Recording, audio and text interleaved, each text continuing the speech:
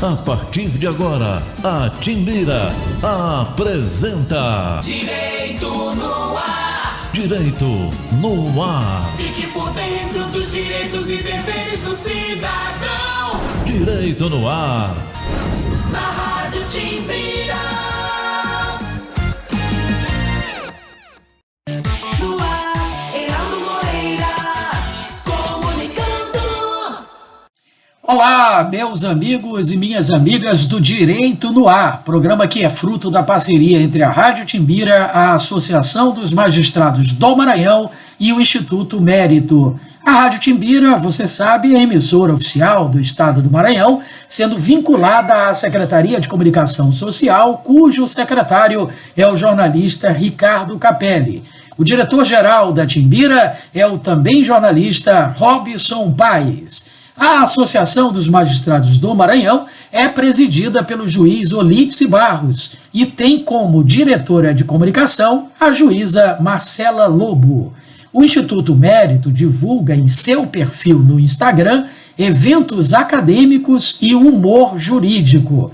Os eventos servem para aqueles que precisam de certificados de atividades complementares para fins de graduação. Lembramos que o Direito no Ar é gravado e sempre tem, em seu primeiro bloco, entrevistados falando sobre um determinado tema de interesse dos nossos teleouvintes. Hoje iremos tratar aqui no programa Direito no Ar do tema arbitragem, com o presidente da Caixa de Assistência dos Advogados do Maranhão, Dr. Ivaldo Prado.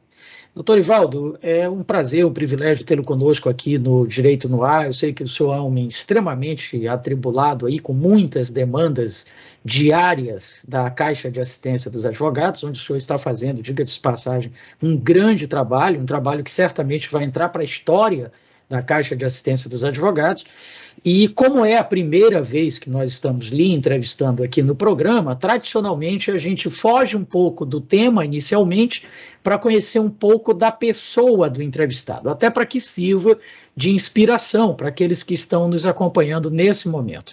Então, veja, ser presidente da Caixa de Assistência dos Advogados significa dizer, claro, que antes o senhor é advogado. Por que a escolha da advocacia e como o senhor chegou à presidência da Câmara? Bom, primeiramente, obrigado pelo convite, Heraldo. É um prazer estar aqui com você. Eu antes de ser advogado, eu sou administrador de empresas, me formei no CEUM em 2001, o qual você foi meu professor em instituições de direito público e privado há um tempinho atrás, né? Vamos revelar nosso tempo aqui. E passei 12 anos trabalhando no mercado financeiro, né, em bancos privados, como HSBC, Unibanco, Itaú, Banco Safra. E nesse meio período eu comecei a fazer direito, né? Comecei a estudar direito.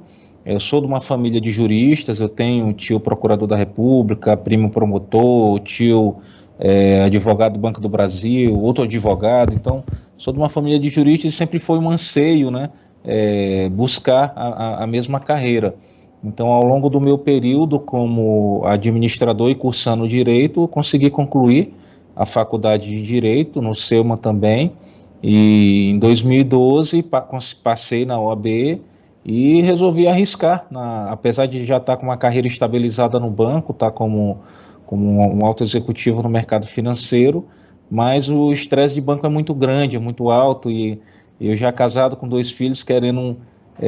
não que a advocacia seja tão tranquila, né, mas pelo menos você passar a ser dono do seu próprio negócio, você mesmo controla o seu tempo, controla suas atividades, controla seus afazeres. No banco a gente não tinha esse tempo, viajava muito, trabalhava muito, não conseguia aproveitar a família direito. Então comecei a advocacia, assumi esse risco.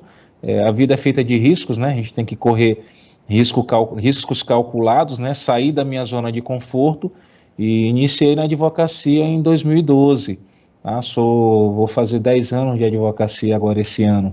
E sempre busquei a OAB, né? Sempre busquei a nossa instituição que nos acolhe para desenvolver nossas atividades, né? Fazer network como um bom administrador, né? Busquei a instituição para fazer network, conhecer outros advogados, conhecer o mercado, conhecer as áreas de atuação que tem dentro da área do direito. e me apaixonei pela mediação e arbitragem, né, a qual hoje, a negociação, mediação e arbitragem, hoje é o meu principal nicho de trabalho, nicho de mercado. E através da comissão de mediação e arbitragem dentro da OAB, fiz vários eventos a nível nacional, a nível estadual. Hoje eu sou superintendente do Conselho Nacional das Instituições de Mediação e Arbitragem aqui no Maranhão, sou membro do Comitê Brasileiro de Arbitragem aqui no Maranhão, presido uma Câmara de Mediação e Arbitragem Nacional aqui no Maranhão, que é a CBMAI, uma Câmara de Brasília, que tem unidade em todos os estados, são 57 câmaras em 20 estados, e fiz minha carreira nessa área aqui no Maranhão. Então, a nível nacional, hoje eu sou uma das referências aqui no Maranhão no que se trata de mediação e arbitragem.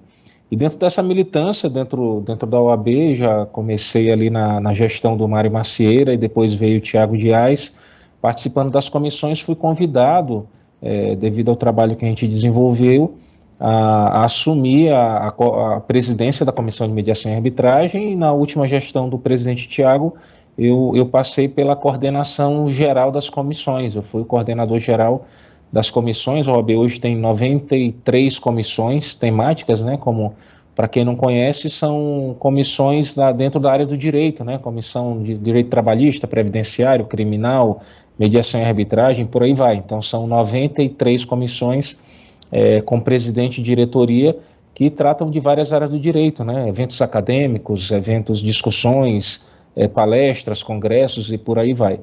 E já na gestão fui convidado para ser candidato, né, então presidente da Caixa de Assistência.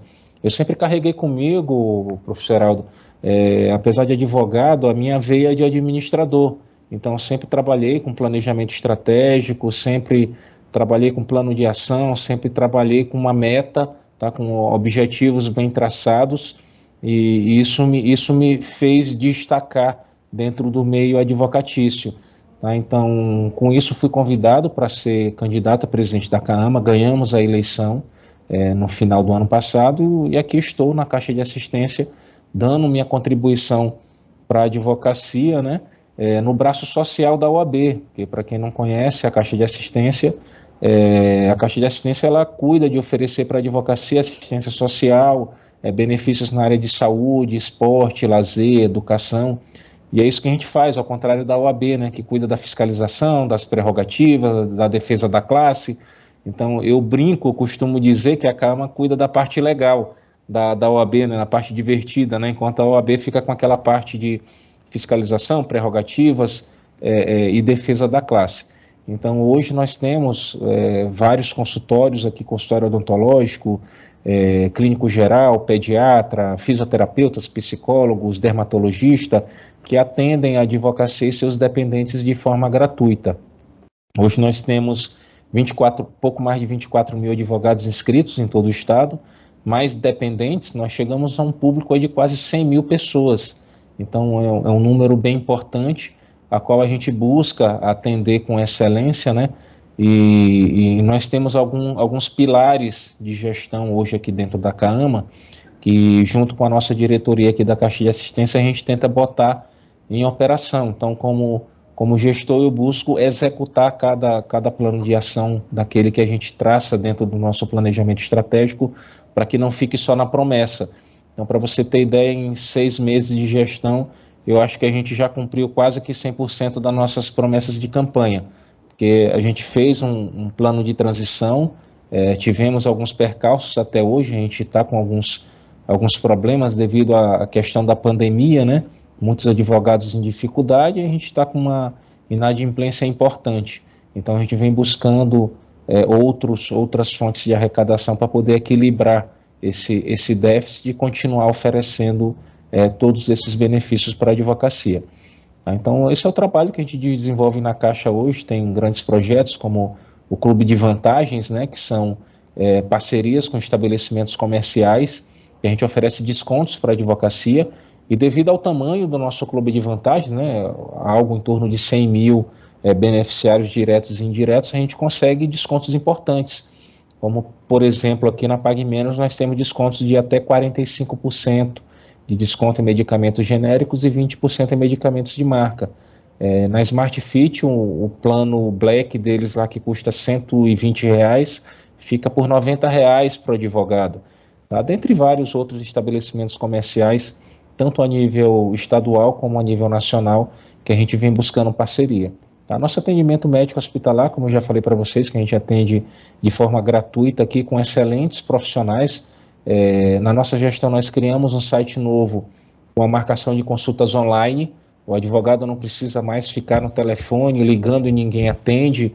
Ele chega no nosso site, atualiza o cadastro dele, faz o login e marca a consulta dele em menos de 1 minuto. Tá? Ele escolhe o especialista, escolhe a data, o horário e faz a marcação tudo online sem precisar falar com ninguém. O nosso conceito aqui é de autoatendimento. Então, o advogado consegue usar os serviços da Caixa de Assistência sem precisar falar com ninguém. E nós temos nossos eventos esportivos, né? Agora mesmo, nós estamos aí com a competição de futsal, que começou aí no final de março e vai até o começo de julho, né? São mais de 20 times na categoria livre, até 38 anos, e na categoria Master, a partir de 38 anos. E amanhã nós começamos a competição de futsal feminino, né? Temos 5 times de mulheres aí que vão começar a competição de futsal amanhã na Associação da Caixa, ali no Calhau. No segundo semestre nós temos a competição de futebol society, temos a Olimpíadas da Advocacia, temos a competição de basquete, jogos de areia, tá? Então agora, 1º de julho, nós temos o Arraial da Advocacia, a qual já deixo o convite para você aparecer lá para prestigiar o nosso evento, e convido todos que nos assistem aqui também. Vai ser lá no Multicenter Sebrae, um dia após o Arraial da TAI, no mesmo local será o Arraial da OAB, né, da Advocacia. Tá? E nós temos o Clube da Advocacia ali em Paço do Lumiar, que é muito bem frequentado. Nós temos muitos advogados que moram ali naquela região, ali um pouquinho depois do Valparaíso, né, ali do lado do aeroporto de Paço do Lumiar. Nós temos um clube ali com piscina, com campo de futebol, com salão de festa, com churrasqueira. Então nós temos uma frequência importante ali dia de sábado e domingo, nos finais de semana, para o advogado poder curtir com sua família, com seus amigos. Né? E fora os benefícios assistenciais que nós temos aqui, o auxílio maternidade para as mães advogadas, o auxílio funeral para a família que perde um colega advogado, nós oferecemos um auxílio funeral. Então são esse tipo de serviços hoje que a Caixa de Assistência oferece para a nossa advocacia. Maravilha. Eu tenho acompanhado de perto, doutor Ivaldo, o seu trabalho, seja pelas redes sociais da Caixa de Assistência, seja pela conversa com outros colegas, pelas entrevistas que você está sempre concedendo aos órgãos de comunicação, e a gente percebe que, de fato, essa tua experiência como administrador ajudou e muito para que você inovasse, criasse, melhorasse o que já existia na Caixa de Assistência. Mas tem 2 coisas que me chamam muita atenção, porque elas 2 trouxeram um impacto assim imediato e direto para todos os advogados. Primeiro, no passado o advogado tinha que pagar a anuidade da OAB e ainda tinha que pagar uma anuidade para a Caixa de Assistência. E 2, a dificuldade que era o acesso a esses serviços todos que o advogado tem à disposição. Tinha que ligar na sexta-feira, de manhã bem cedo, aí já estava tudo agendado, ou então ninguém atendia, e de repente você transformou tudo isso. Você considera que essas 2 foram as suas maiores conquistas? Foram conquistas importantes, Geraldo, porque eu era usuário da Caixa de Assistência e na época, né, uns anos atrás, e parei de usar por isso, porque eu não conseguia marcar. A gente pagava a anuidade da Caixa aqui, que era R$120, R$150, e não conseguia marcar. A gente ligava e ninguém atendia, vinha aqui marcar presencialmente, não podia, só podia ser por telefone, aí você ligava aqui na frente do pessoal e ninguém atendia da mesma forma, né? Então, eu já estive do outro lado, era um incômodo que eu tinha como usuário da Caixa de Assistência. Então, mudar para o atendimento virtual online facilitou muito, inclusive melhorou a qualidade de vida das próprias funcionárias aqui da recepção, porque isso é um tormento não só para a gente advogado, mas para elas que estão aqui, que os telefones não param de tocar e elas não conseguem atender todo mundo. Então nós criamos um atendimento virtual online também, nós temos um WhatsApp único para todos os serviços da CAAMA, que é o 91030017, onde o advogado manda uma mensagem ali e abre um boot de atendimento, né, um menu de atendimento, onde ele diz qual setor que ele quer falar, se ele quer falar com cadastro, se ele quer falar com gabinete, se ele precisa de algum auxílio, se ele quer tirar alguma dúvida sobre consulta. Então ali já tem uma atendente que responde ele de imediato. Então acabou com aquele tormento de telefone. Não que nós não tenhamos telefone, nós continuamos com nossa central de telefone, que eu mudei também, nós mudamos para uma central automatizada, virtual, o 31616700, onde é um atendimento virtual online também, né? Então, o advogado não deixa mais de ser atendido, porque ele toca ao mesmo tempo em 5 setores diferentes, então alguém atende. Então, foram mudanças importantes.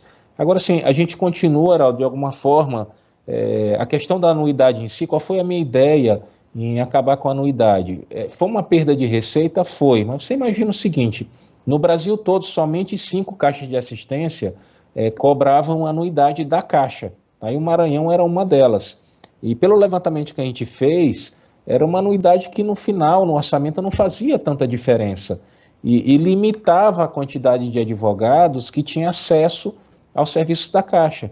Então, a ideia, na verdade, de acabar com essa anuidade era deixar disponível os serviços da Caixa para toda a advocacia adimplente, tá? Então, hoje nós temos uma quantidade muito maior de advogados que usam o serviço da Caixa. Infelizmente, nós ainda não conseguimos atender todo mundo, porque, como você imagina, a nossa quantidade de consultórios continua a mesma, por um número enorme de advogados independentes que precisam do serviço. Nós abrimos o nosso agendamento online, direto no nosso site também, todas as sextas, 8 horas da manhã, e em menos de 1 hora já completa o agendamento da semana inteira, tá? Para você ver o tamanho da demanda que a gente tem hoje. Mas sempre que aparece algum colega que tenta exaustivamente marcar e não consegue, a gente dá um jeito. A gente consegue um encaixe, a gente marca para a semana seguinte. Então a gente está sempre disponível aqui para atender o anseio dos colegas. Então, com aquela visão de administrador também, nosso objetivo aqui é garantir a qualidade no atendimento e a satisfação daqueles colegas que buscam os serviços aqui da Caixa. Porque como a gente oferece serviço à saúde, quem procura é porque realmente está precisando. Mas, paralelo a isso, nós lançamos o Telemedicina. Nós temos uma plataforma do Telemedicina, que é um convênio, na verdade, da OAB Nacional, que nós disponibilizamos no nosso site, onde o advogado tem acesso a mais de 30 especialidades, consultas por videoconferência. E tem muitos colegas no interior que estão aproveitando muito. Na verdade, a telemedicina já é uma realidade muito próxima em outros estados, Geraldo, como São Paulo, Rio, Minas, Brasília, e a gente está trazendo isso para cá. Então, eu tenho colegas de Imperatriz, por exemplo, que fazem consulta, pagam R$40, que é uma consulta de R$40. Se você vai numa qualquer consulta hoje que você paga, que é no mínimo R$200, R$400, R$800, né? Uma consulta com um dermatologista, com um nefrologista, com um psiquiatra, tá? A gente está tendo uma demanda muito grande por psiquiatra e por psicólogo. Nós temos o Psicologia Viva também, que é sessão com psicólogo por teleconferência, né? Por videoconferência, que o valor da sessão é R$ 39,90, tá? Então tem sido uma demanda muito grande. Eu tenho puxado os relatórios mensais do nosso atendimento virtual e mais de 50% da nossa demanda é por psicólogo e por psiquiatra, tá? Então, muitos colegas com crise de ansiedade, período de pandemia, muita gente perdeu o emprego, fechou o escritório, aquela coisa toda, tá? Fora os que passaram por problemas sérios de Covid, né, que precisam de uma análise psicológica. Então, a gente oferece esse serviço no nosso site a um custo baixíssimo, em convênio com empresas do Rio e de São Paulo. E fora o telemedicina, nós temos o atendimento virtual online, tá? E isso tudo na intenção, Heraldo, de atender a necessidade do advogado. Lógico que a gente não consegue agradar todo mundo, não tem jeito, uma hora ou outra a demanda é muito grande para a pouca oferta que a gente tem, mas a gente busca sempre que possível atender a todos, né? E com o fim da anuidade da Caixa de Assistência, a gente conseguiu ampliar bastante a quantidade de advogados que utilizam hoje os serviços da Caixa. Os dentistas, na verdade, aqui todos os profissionais nossos são muito demandados, nossos profissionais são muito bons. Nós temos hoje 7 dentistas que revezam em 2 consultórios durante a semana inteira, fazemos atendimento de emergência, fazemos tratamento de canal, extração quando necessário, temos pediatra para atender os filhos do advogado, temos 4 fisioterapeutas, temos uma fisioterapeuta especialista em atender crianças com transtorno de espectro autista grau 1 e 2, tá? E fora os fisioterapeutas que atendem outros problemas musculares, fisioterapia recovery, fisioterapia respiratória, para aqueles advogados que tiveram problemas de Covid. Temos uma dermatologista, clínica geral, duas ginecologistas que são disputadíssimas, uma psicóloga presencial. Tá? Então, o corpo clínico nosso hoje é muito bom e é muito demandado. A gente tenta, dentro do possível, tentar atender todo mundo. Temos um cowork gratuito para advocacia ali no Jaracati Shopping, ali no mesmo andar da Caixa Econômica, ali embaixo, no final do corredor, à esquerda nós temos um cowork com 6 salas de audiência virtual e sala de reunião, tudo gratuito para a advocacia, onde o advogado pode fazer suas audiências online, né, por videoconferência lá no Kaama Office, ou até mesmo marcar reunião com seus clientes para poder estar atendendo dentro de uma estrutura de qualidade, atender seus clientes dentro de um shopping. Tá? Então é esse tipo de serviço que a gente busca oferecer para a nossa advocacia, para os nossos colegas. Perfeito, fantástico, muita coisa bacana, muita coisa legal. Parabéns, presidente Valdo Prado. Bom, vamos então agora para o nosso tema. E o tema é exatamente a arbitragem, que até de certa forma você já tocou nele, mas entendemos o seguinte: o programa ele não é só para advogados, muito menos só para operadores do direito. A ideia, pelo contrário, é que ele seja o mais abrangente possível para que a gente possa levar o direito para quem não é da área, de forma simples, de forma fácil de entender. E aí, quando a gente fala aqui, doutor Ivaldo, em arbitragem, eu tenho certeza que alguns dos nossos ouvintes estão pensando no futebol, na arbitragem do futebol, e não tem nada a ver com isso, né? Não tem nada a ver. A arbitragem, na verdade, Heraldo, os métodos extrajudiciais de solução de conflito, o nome já está dizendo, é extrajudicial. Às vezes a gente fala de mediação e conciliação e a pessoa olha logo para o judiciário, tá? E olha para o Sejusc. Só que a mediação e conciliação ela pode ser feita fora do judiciário também, assim como a arbitragem, ela é extrajudicial. E assim, para aquelas pessoas que nos assistem que não são na área do direito, uma informação importante que eu sempre digo é que você fazer a resolução de um conflito fora do judiciário, seja na mediação, numa negociação direta, seja na arbitragem, ela tem a mesma validade do que você fazer dentro do judiciário. Porque você, respeitando a autonomia da vontade das partes, você estando acompanhado de advogados, tá, e aquele termo sendo assinado, você constitui ali um título executivo extrajudicial, se for uma mediação ou uma conciliação, está previsto aí no artigo 784, terceiro e quarto do CPC 2015, e se for uma arbitragem, né, onde você tem um terceiro imparcial, as partes escolhem, e aí eu vou detalhar um pouco mais da arbitragem para que todos entendam, uma sentença arbitral ela tem a mesma validade de uma sentença judicial, é um título executivo judicial, tá? Está previsto ali no artigo 515, 7º do CPC 2015. Tá? E lá no artigo 29, no artigo 30 da lei de arbitragem, fala a mesma coisa. Então, o que é a arbitragem? A arbitragem ela é mais comum entre empresas, tá? Vou citar um caso aqui de um contrato de locação. Eu aluguei uma sala comercial para alguém e coloquei uma cláusula arbitral nesse contrato. O que é uma cláusula arbitral? Você substitui a cláusula de foro, fica eleito o foro da comarca de São Luís para dirimir qualquer conflito. Você tira essa cláusula de foro e substitui por uma cláusula arbitral. Tá? Fica eleito a Câmara de Mediação e Arbitragem da OAB, por exemplo, para dirimir conflitos referentes a esse contrato. O que você fez na prática? Você está renunciando à jurisdição pública, que é o Poder Judiciário, está elegendo uma jurisdição privada, tá, para resolver o conflito. Tá? E aí, quando eu falo em jurisdição privada, a jurisdição privada, ela existe, né? No inciso 35 do artigo 5º da Constituição, fala que não se excluirá de apreciação do Poder Judiciário a ameaça ou lesão ao direito, né? O artigo 3º do novo CPC, ele fez uma alteração nessa redação, né?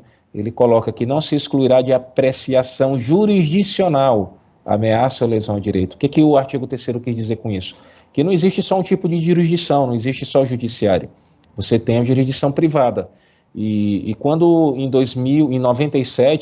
entrou-se com uma ação direta de inconstitucionalidade contra a lei de arbitragem, que é de 96, a 9.307, o STF em 2000 entendeu que fazer justiça não é monopólio do Poder Judiciário. Você pode fazer justiça fora do Poder Judiciário, desde que haja acordo, consentimento entre as partes. Você deve respeitar a autonomia da vontade das partes, mas você tem que ter paridade entre as partes. Se uma parte estiver com advogado, a outra também tem que estar. A lei de mediação, ela detalha muito bem isso. Então, na arbitragem, você vai escolher um árbitro, que pode ser um advogado, mas pode ser um engenheiro, pode ser um arquiteto, pode ser um corretor de imóveis, e esse árbitro, ele vai julgar o caso. No artigo 18 da lei de arbitragem diz que o árbitro, ele tem o mesmo poder de um juiz. Ele vai analisar o caso, ele vai marcar audiência, ele vai ouvir as partes, ele vai ouvir testemunhas, ele vai analisar perícias ou vai pedir perícias de ofício e vai dar uma sentença. E a sentença que o árbitro dá tem o mesmo poder da sentença de um juiz do Estado. Tá? Qual é a diferença da arbitragem para o Poder Judiciário? Na arbitragem, você vai escolher um árbitro, Heraldo, que é especialista na matéria do conflito. Tá? Sem qualquer demérito ao judiciário, porque o nosso judiciário ele é muito competente no que se trata de direito processual, mas quando você fala de direito material, nós temos algumas carências. Por exemplo, o que nossos árbitros aqui no Maranhão, por exemplo, entendem de direito portuário e marítimo, de petróleo e gás, tá? De M&A, de energia elétrica, então, muito pouco para não dizer nada, tá? Então, se você tem um conflito na área de petróleo e gás e você contratar alguém que seja especialista na matéria do conflito, você tem uma segurança jurídica muito maior naquela decisão do que você deixar na mão de um magistrado que vai cair no colo dele aquela matéria e ele vai estudar aquilo. Primeiro ele vai estudar para depois poder analisar e julgar o caso. Tá? Enquanto no Poder Judiciário você tem N instâncias recursais, tá? Na arbitragem não cabe recurso, não existe instância recursal de reanálise da sentença. A sentença que o árbitro dá, ela é final, é coisa julgada, não cabe recurso em segunda instância ou terceira instância, nem no STJ, nem no Tribunal de Justiça, nem no STF, lugar nenhum. O recurso que cabe contra a arbitragem, que não é nenhum recurso, né, é o mesmo recurso que você cabe contra uma sentença judicial, tá? Que é uma ação de nulidade da sentença arbitral. Mas só se houver alguma falha de procedimento na arbitragem, se for comprovado que houve conluio com os árbitros, se não foi dado oportunidade de contraditório, de ampla defesa, se houve algum erro procedimental. Fora isso, não é competência do Poder Judiciário reanalisar uma sentença arbitral. Tá? Isso já está pacificado pelo STJ, pelo STF, já tiveram algumas ações, algumas sentenças arbitrais que foram submetidas à nulidade no Judiciário, no STJ, e o STJ confirmou a sentença arbitral, mantendo a sentença arbitral. Então, é muito raro você ter uma sentença arbitral nula. Então, resumindo, Heraldo, a arbitragem é uma justiça privada que funciona de forma muito mais célere do que o Poder Judiciário. Para você ter ideia, uma arbitragem, por mais complexa que ela seja, ela é resolvida em, no máximo, 1 ano e meio. Tem um caso aqui no Maranhão que foi resolvido em até 6 meses. Muito bem, muito rica, muito esclarecedora a entrevista com o doutor Ivaldo, parte dela falando sobre a sua atuação como presidente da Caixa de Assistência dos Advogados do Maranhão e com muitas inovações, melhorias, muitos serviços disponíveis para os advogados. E a outra parte, que é essa de interesse geral, claro, esclarecendo exatamente o que seria, como funciona a arbitragem. Doutor Ivaldo, a gente agradece mais uma vez a sua participação aqui no programa Direito no Ar e fica aberto agora o espaço para suas considerações finais. Geraldo, eu que agradeço a oportunidade de poder estar falando um pouco do nosso trabalho aqui na Caixa de Assistência e falando um pouco de arbitragem, que é um assunto que tanto me apaixona. É importante que os colegas tenham a Caixa de Assistência como braço de apoio deles, porque eles precisarem, e que a sociedade entenda também, é uma questão cultural, né? De que você não depende só do judiciário para resolver conflitos, você tem métodos extrajudiciais para resolver conflitos através de entidades privadas, como são as câmaras de mediação e arbitragem. Muito obrigado mais uma vez pelo espaço, fico à disposição sempre que precisar. Maravilha. Conversamos com o presidente da Caixa de Assistência dos Advogados do Maranhão, doutor Ivaldo Prado, sobre arbitragem. Faremos agora um rápido intervalo, mas logo estaremos de volta com o seu Direito no Ar. Continue conosco. Estamos apresentando Direito no Ar. Direito no Ar. Fique por dentro dos direitos e deveres do cidadão. Direito no Ar. Na Rádio Timbira.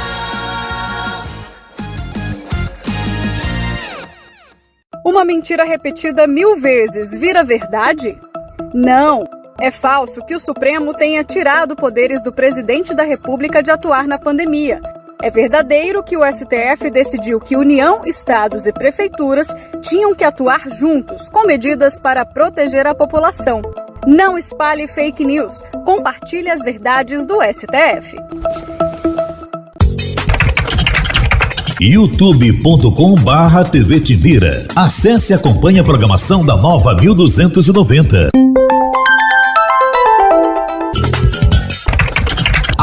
@Rádio Timbira, no Facebook, Twitter e Instagram. É a Nova 1290 no seu computador ou smartphone. Estamos de volta.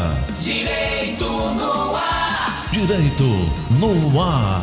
Fique por dentro dos direitos e deveres do cidadão. Direito no Ar. Na Rádio Timbira.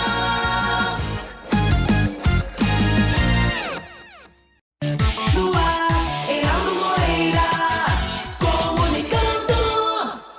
Estamos de volta aqui pela Rádio Timbira com o seu Direito no Ar, em parceria com a Associação dos Magistrados do Maranhão e o Instituto Mérito. E chegou a hora do quadro A Vida Pede Passagem, produzido pela ONG SOS Vida, Paz no Trânsito. Vamos assistir?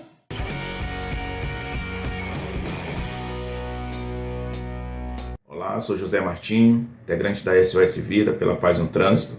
No Vida Pede Passagem de hoje eu quero continuar falando a respeito do capítulo 3º do Código de Trânsito Brasileiro, que nos traz as normas gerais de circulação e conduta, e no seu artigo 31, 32 e 33, esses artigos eles nos trazem algumas regras que precisam ser observadas no momento da ultrapassagem. No artigo 31, ele vai dizer que o condutor que tem o propósito de ultrapassar um veículo de transporte coletivo que esteja parado, é necessário que ele redobre a atenção, que ele diminua a velocidade e, se necessário, parar o veículo, tendo em vista a segurança dos pedestres. Isso porque muitos pedestres, ao desembarcar, acabam fazendo a travessia pela frente do veículo de transporte coletivo. E isso diminui o campo de visão do condutor que quer fazer a ultrapassagem, causando perigo para os pedestres. Por isso, a necessidade de quem queira fazer uma ultrapassagem nessas circunstâncias, observem este artigo a fim de garantir a segurança dos pedestres. No artigo 32 também, ele vai falar alguns locais que são proibidos fazer a ultrapassagem.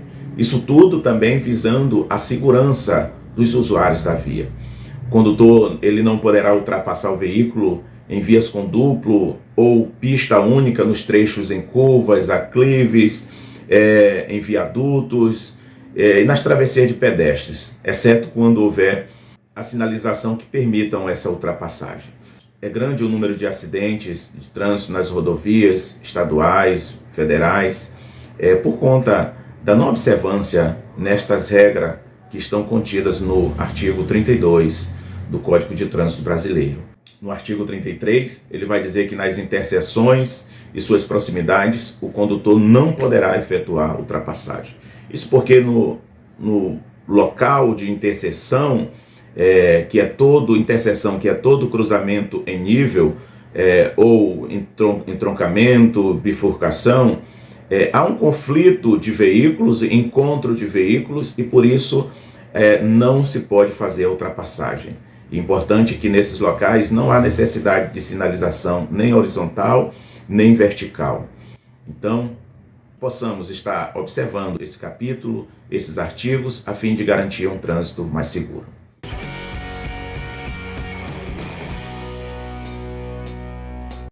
E agora teremos o quadro Concursos Jurídicos, que é produzido e apresentado pelo companheiro Wesley Maranhão.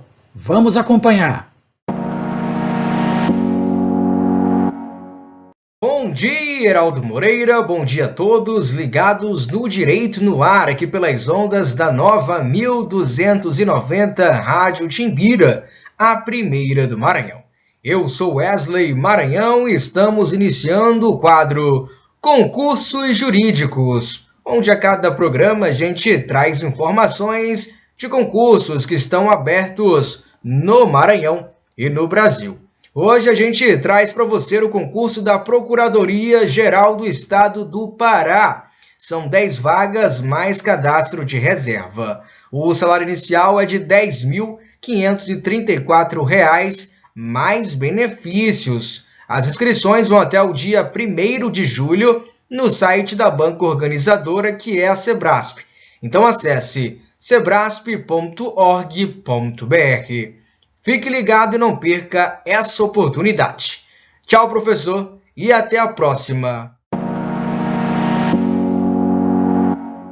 No segundo bloco, nós temos programas produzidos pelo Conselho Nacional de Justiça, sempre com temas relevantes e atuais. Acompanhe! Olá, está no ar mais uma edição do Link CNJ.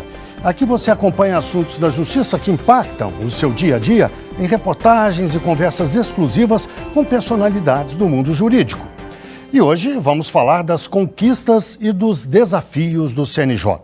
Neste mês de junho, o Conselho Nacional de Justiça completa 17 anos.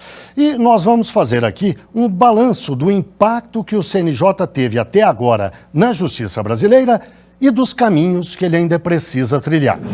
Desde 14 de junho de 2005, foram 414 sessões ordinárias e extraordinárias, centenas de atos normativos que atacaram questões importantes para melhorar o funcionamento da justiça brasileira. Para contar um pouco dessa história, convidamos vários ex-conselheiros do CNJ. O CNJ não foi criado com facilidade. Ele foi criado com várias dificuldades. E atendeu a um reclamo popular, o reclamo que era a questão da lentidão, que era a questão dos altos salários e era a questão da eficiência, o que chama-se de efetividade da justiça. É um trabalho longo, mas foi iniciado e é importante que continue. Como se sabe, havia, à época, muitas restrições de muitos magistrados e do mundo jurídico quanto a um órgão dessa natureza que se imaginava que importaria a uma restrição à independência do magistrado. Mas, com o tempo, se viu que não haveria interferência alguma no poder decisório do juiz, mas sim que a atuação seria basicamente quanto aos aspectos de gestão, aos aspectos administrativos. Nepotismo era uma mazela, depunha muito contra o judiciário como poder da República, né? Não era republicano o que acontecia, né? Era uma leitura enviesada, torta da Constituição, né? Tanto é que depois o Supremo avalizou, né, a interpretação constitucional que o Conselho deu e proibindo, vedando o nepotismo, inclusive o nepotismo transversal, como se chamava, cruzado, né? Em que eu nomeio um parente de alguém e esse alguém nomeia um parente meu. Até isso também foi enfrentado pelo CNJ. né? Aliás, foi assim, uma demanda muito séria isso, e deu muito resultado. Outras resoluções também de ordem importante, resoluções sobre cartórios, sobre funcionamento, sobre a estrutura do judiciário, foi um marco divisório na judicatura e na estrutura do Poder Judiciário no Brasil. Estou convencido que a importância do CNJ hoje é inexorável e é altamente prudente e altamente importante. O estabelecimento de metas, resultados que os ramos da justiça deveriam alcançar e demonstrar, de modo a dar uma resposta à sociedade indicando um serviço eficiente. Então foram várias metas estabelecidas e que foram depois se prolongando pelos anos. São metas de produtividade. Poderíamos falar das políticas públicas de defesa de mulheres e de crianças e adolescentes. Aí poderíamos mencionar aqui a questão da gestão do sistema carcerário, também o processo judicial eletrônico. Mais recentemente, por exemplo, nós tivemos aí, ainda vivemos o momento da pandemia, mas o CNJ também teve uma atuação muito importante, editando diversas resoluções que permitiram a retomada da atividade do Poder Judiciário. Isso é absolutamente digno de destaque, porque nós sabemos que o acesso à justiça é um serviço essencial para a cidadania.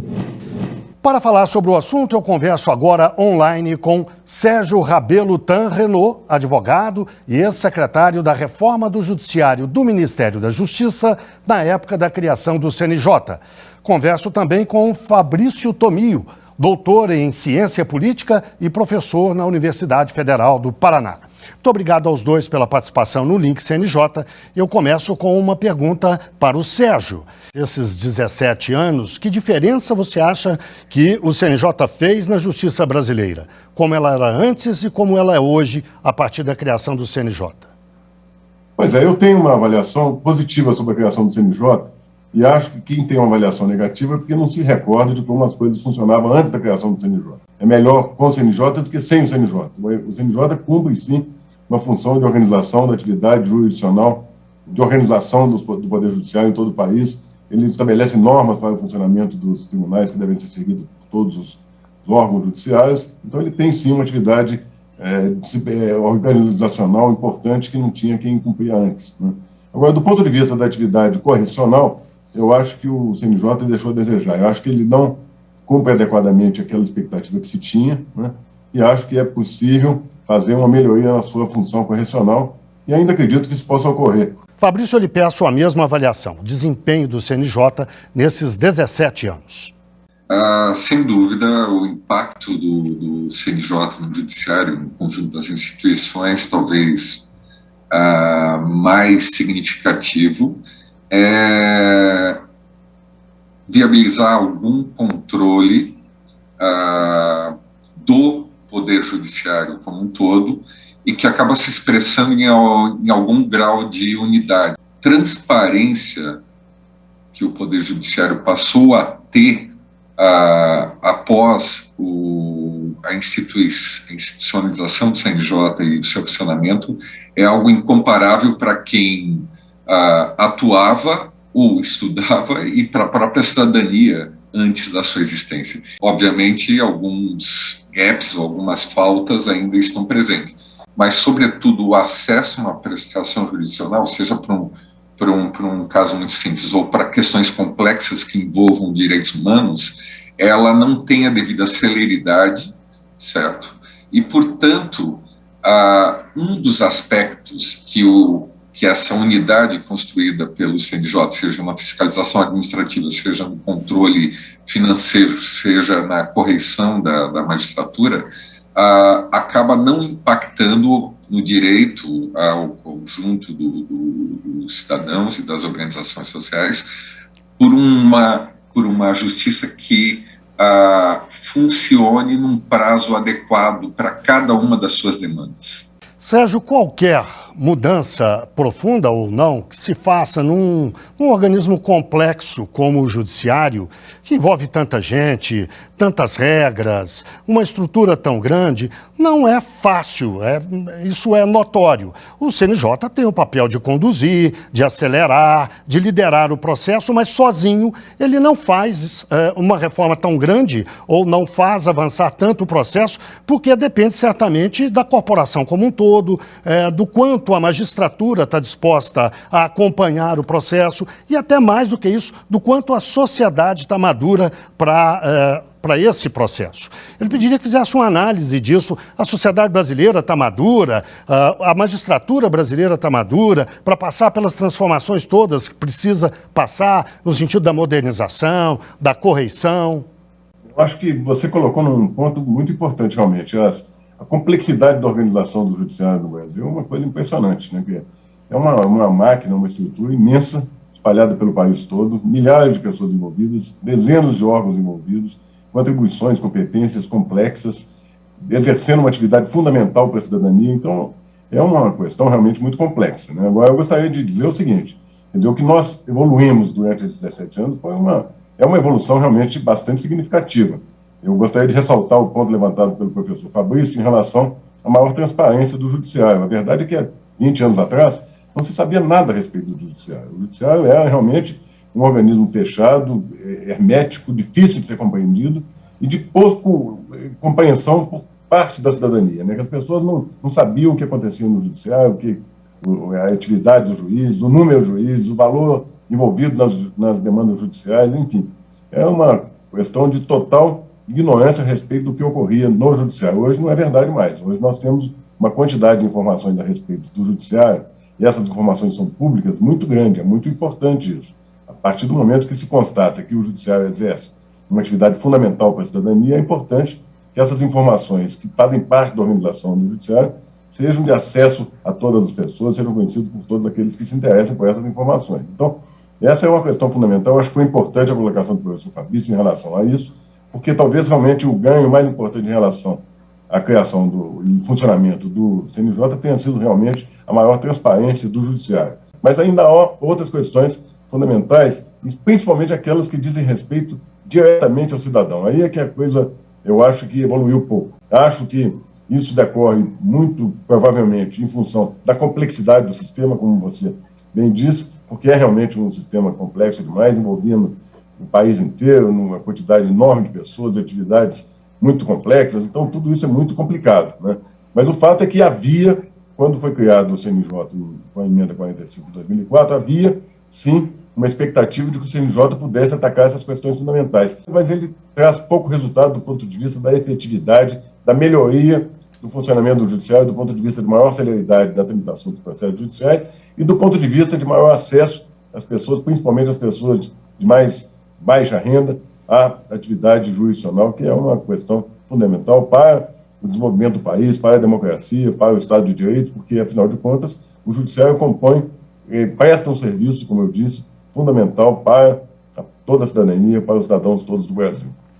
Fabrício, as últimas gestões do CNJ, todas elas têm investido muito em tecnologia. A tecnologia como forma de modernizar, de acelerar as mudanças todas que vocês, como todo mundo, reclamam no Brasil. Qual é o peso da tecnologia nesse processo, na sua avaliação? Eu creio que, obviamente, a informatização, o acesso à informação, tanto processual quanto do conjunto dos atos administrativos e assim por diante, ela, se não existisse, o que nós contabilizamos hoje como taxa de congestionamento seria simplesmente incompreensível e inaceitável para o conjunto da população. Mas, certamente, eu tenho certeza que, tanto do ponto de vista normativo quanto do ponto de vista processual, isso ainda é possível ser altamente aprimorado para que o efeito na ponta, na demanda dessa política pública jurisdicional e a própria existência do CNJ permitiu para a população entender que o Poder Judiciário executa uma política pública essencial para a cidadania. e para o Estado.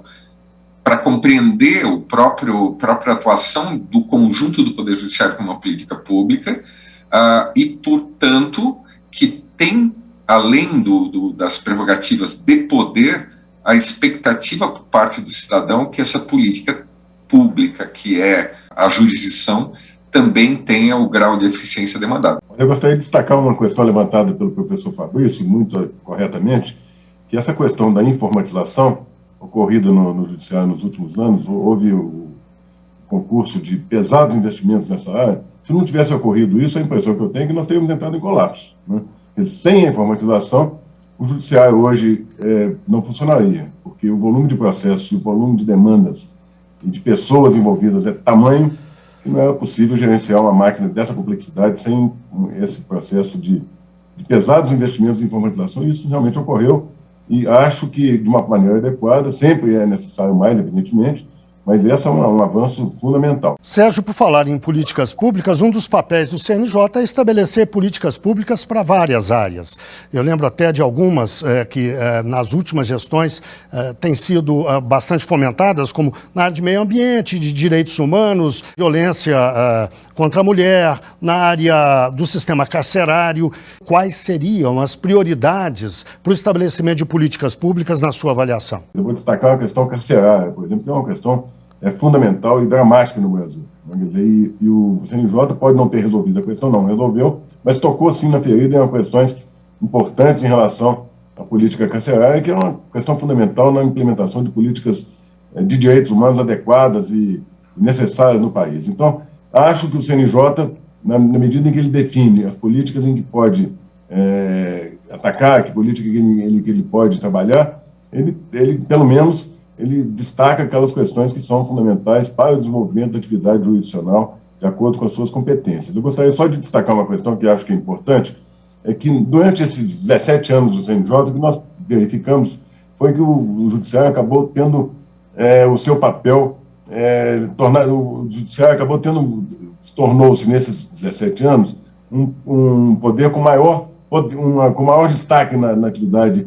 do país, né? Quer dizer, hoje o Judiciário exerce, sim, o papel de protagonista das principais políticas, das principais questões que acontecem no país. Hoje, qualquer cidadão sabe que no Judiciário questões fundamentais são discutidas, acompanha as sessões plenárias do Supremo Tribunal Federal com interesse, quer dizer, acompanha a TV Justiça, e tudo isso faz com que o Judiciário acabe exercendo um papel que ele não exerceu no passado. E isso faz com que a cidadania, a sociedade, tenha uma expectativa muito maior do que tinha do Judiciário no passado, né? Quer dizer, então, na medida em que o Judiciário vai exercendo esse papel cada vez mais relevante, de maior protagonismo, vai se aumentando, vai crescendo a expectativa que a sociedade tem em relação à sua atividade, em relação às suas políticas. Então, essa é uma questão importante e, ao mesmo tempo, problemática, porque à medida em que a expectativa vai ficando maior, vai ficando mais difícil de ser atendida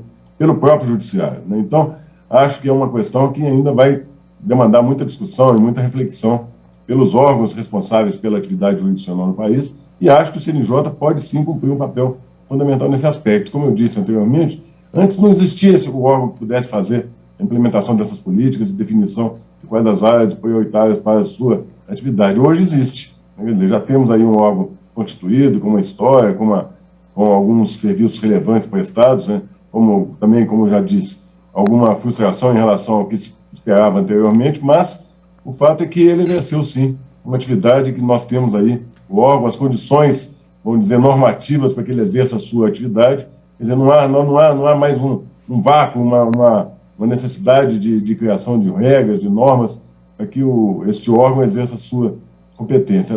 As normas já estão aí, a previsão constitucional e legal estão aí para que o CNJ exerça as suas funções, e é uma questão de tempo, né? Quer dizer, tem também uma necessidade de maior maturação do órgão. Acho que as corporações hoje entendem melhor a atividade do poder do CNJ. É bom que se recorde que no início, quando se discutia a criação do CNJ, havia uma posição contrária da magistratura em relação à sua criação. Hoje não há mais isso. A magistratura acho que compreende o papel que o CNJ tem a cumprir. Acho também que que os cidadãos, na medida do possível, vão percebendo a importância do CNJ, porque ele exerce uma função importante de organização do Poder Judiciário. Então, as coisas vão se acomodando, acho que em benefício do melhor funcionamento do Poder Judiciário no país. Mas, como eu disse, eu acho que a expectativa hoje é maior do que no passado. Então, o atingimento dessas metas, das expectativas que são colocadas pela sociedade, é mais difícil, né? Então, nós estamos aí num momento de reflexão e acho que quando se faz um balanço do funcionamento do CNJ nesses 17 anos, a minha avaliação é positiva sim, acho que é melhor, como eu disse, com o CNJ do que sem ele, né? Mas ainda assim há muita coisa a ser realizada. E Fabrício, na sua avaliação, os instrumentos e o poder que o CNJ tem para fazer o seu trabalho são suficientes ou precisaria haver algum ajuste, por exemplo, na área legislativa? Há ainda uma lacuna com relação ao Estatuto da Magistratura, mas isso não depende diretamente do CNJ, nesse momento ainda da instância superior, que é o Supremo Tribunal Federal, que poderia eventualmente prover de alguns mecanismos a mais para que o próprio CNJ exercesse sua função, tanto de controle administrativo e financeiro, quanto, obviamente, convencional, e de implantação das metas da política judiciária. Mas, sem dúvida nenhuma, talvez naquilo que é mais essencial ao próprio Poder Judiciário, ou seja, responder ao previsto constitucionalmente quanto aos direitos humanos e à resolução de conflitos, isso poderia ser, de fato, implementado sem nenhuma grande inovação normativa. Bem, chegamos ao fim da nossa entrevista. Eu agradeço a participação de Sérgio Rabelo Tan Renault, advogado e ex-secretário da Reforma do Judiciário do Ministério da Justiça na época da criação do CNJ. Agradeço também a Fabrício Tomio, doutor em Ciência Política e professor na Universidade Federal do Paraná.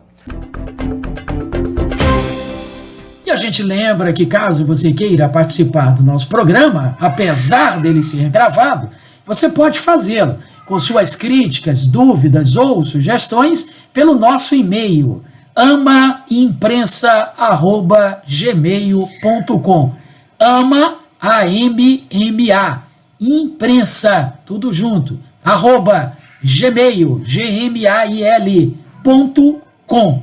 Voltaremos semana que vem com o seu Direito no Ar, um programa da Rádio Timbira, a Associação dos Magistrados do Maranhão e Instituto Mérito. Até lá e muito grato por sua audiência. Você acabou de acompanhar mais uma atração da Timbira AM. Direito no Ar. A primeira do Maranhão. Timbira.